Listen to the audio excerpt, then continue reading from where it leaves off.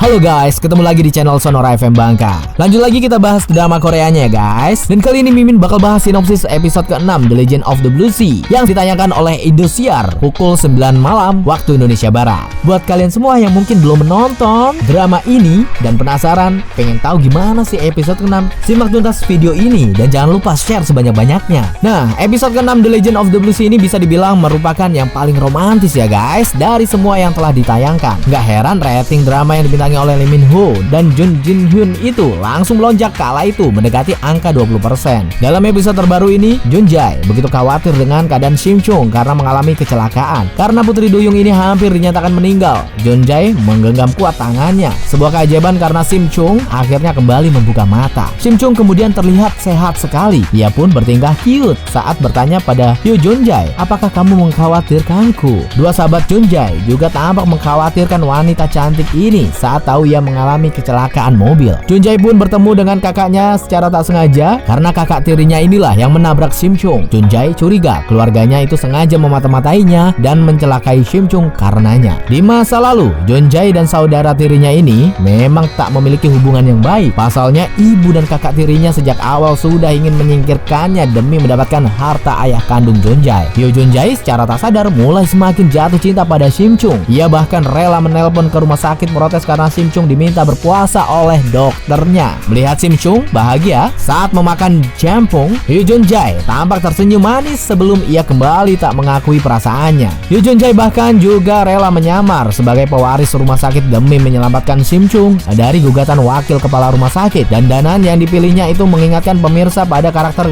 Gu Jun Pyo yang dibintanginya. Di sisi lain, Sim Chung merasa takut saat sudah boleh meninggalkan rumah sakit karena ia tak punya rumah. Jun Jae pun mendadak muncul dan mengajaknya untuk pulang. Di tengah jalan, Sim Chung bertanya pada Jun Jae kapan salju pertama akan turun. Karena salju pertama sudah terlewati, Sim Chung pun sedih karena harus menunggu tahun depan. Melihat Sim Chung yang murung, Jun Jae kemudian mengajaknya ke tempat skating. Ia pun sempat dibuat terpesona oleh kecantikan Sim Chung saat wanita yang beridentitas sebagai Putri Duyung itu berganti dengan pakaian yang normal. Saat bermain skating, Sim Chung sempat tak bisa mengerem, membuat Jun Jae harus menangkapnya. Di momen romantis inilah Jun Jae mendadak mengatakan, bisakah mengatakan ini?